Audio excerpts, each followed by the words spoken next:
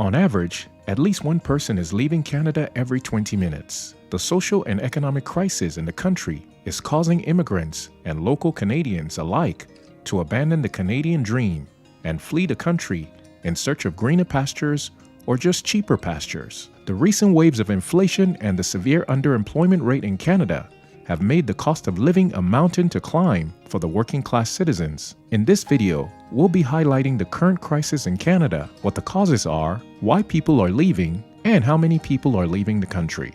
The standard of living in Canada has been getting frustrating for Canadians recently, most of whom only earn just about enough to cover their monthly mortgage, gas, water, electricity, and little other else. The issue is significant enough to impact the family's decision to have children. In July of 2023, it was revealed that a 4-bedroom, 2-bathroom house in Canada cost almost double what a 3-bedroom, 3-bathroom house does over in St. Philip, Barbados, one of the many resort nations that Canadians are fleeing to. Back in Canada, a person would have to pay $5,500 in monthly mortgage for a quality home. But paying only a little over $3,000 in Barbados gets you a home just as cozy and even comes with a pool. Not to mention the better weather. For electricity, water, and gas, people pay $250 monthly in Barbados compared to the almost $600 back in Canada. The ultimate aim of the move for any Canadian will be to improve their quality of life, increase their disposable income for recreational activities, and hopefully retire into comfort. What's really scary is that it's a move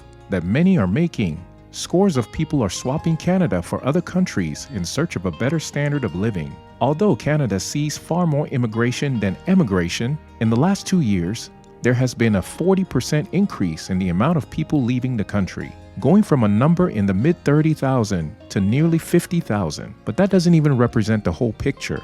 Within Canada, droves of people, mainly the working class youth, are moving from the big cities to smaller provinces in search of worthwhile jobs, cheaper housing, and affordable standards of living. So what are the reasons for people abandoning their Canadian dreams, you ask? Well, underemployment would be a key one. Whilst Canada does extremely well to keep unemployment rates in the nation low, the underemployment rate borders on ridiculous. Canada has and continues to plan to bring or accept highly educated immigrants.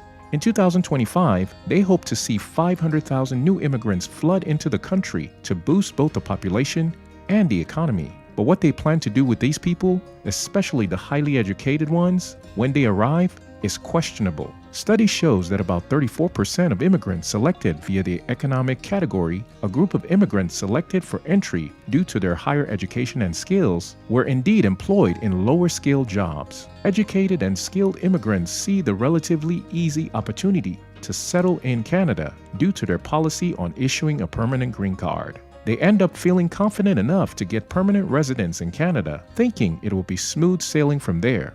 Instead, however, they struggle to find a job in their respective fields and grow frustrated. They apply for more than 50 jobs in Canada related to their field and get nothing.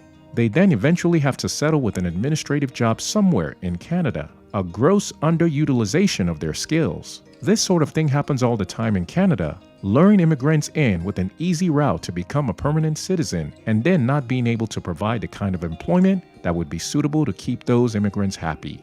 A staggering 15 to 20% of the immigrants who come into the nation end up leaving within 10 years. However, underemployment is far from the worst reason why people are leaving Canada. That would be the housing issue.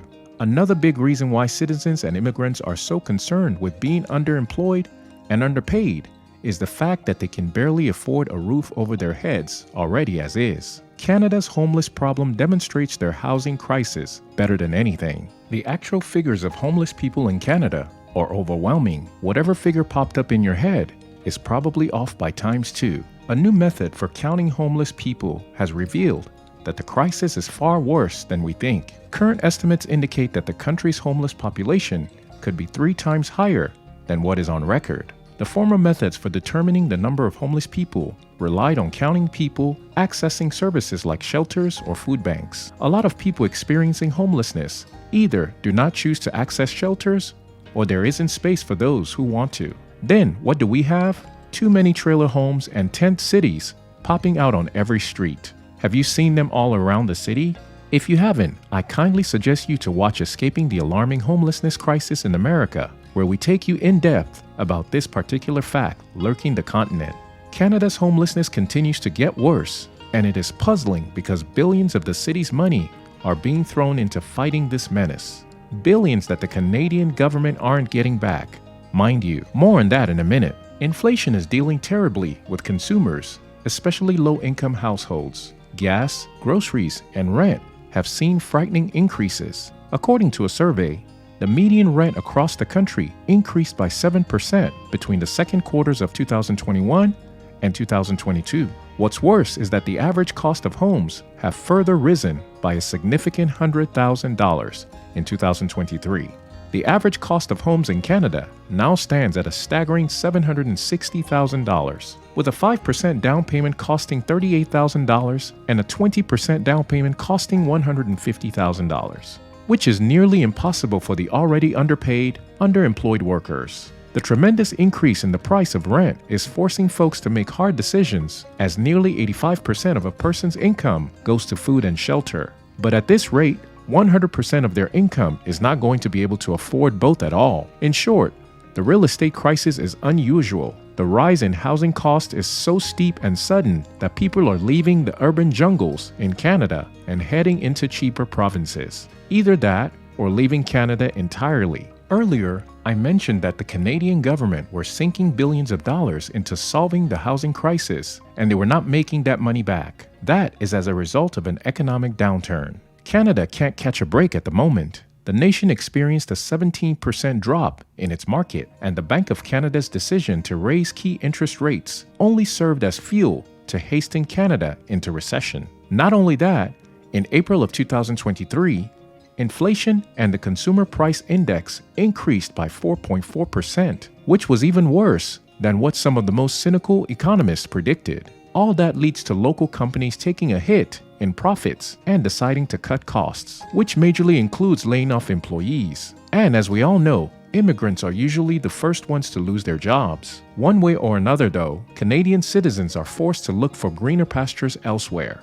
Do you know more about this social crisis in Canada? If you do, please leave a comment below and let me know what you know. Another reason why people are exiting Canada or certain regions of Canada would be the harsh climate. Immigrants who come in from South America, Africa, or Southwest Asia will no doubt be used to warm, summery weather. Moving to icy cold Canada in one go might not be the easiest of adjustments. Eventually, they get disillusioned by Canada's climate and decide to leave. Aside that, Canada is experiencing global warming at a faster rate than the rest of the world. Ice caps and sea ice are melting, leading to certain communities in northern Canada being flooded or not conducive for living anymore. This, combined with the loneliness immigrants sometimes feel as a result of missing their culture, has also led to people fleeing the nation. But the vast majority of the movement happening within Canada is due to youth, usually between ages 25 to 45, moving out from densely populated cities with inflated housing and no jobs to less populated provinces like Quebec and British Columbia, where opportunities await and housing is cheaper. These provinces sometimes provide incentives for immigrants, such as tax reduction and free welfare services. In the last year, about 100,000 people left Toronto in search of one of these provinces where they could settle and live their Canadian dream. Canada is suffering in more ways than one. In addition to economic troubles, they're also losing citizens and immigrants to other countries as a result of the difficult standard of living. Despite that, Canada still openly welcomes new immigrants. They want the best of the world's human resources. But perhaps, for now, at least their focus needs to be on getting the Canadian dream back on track.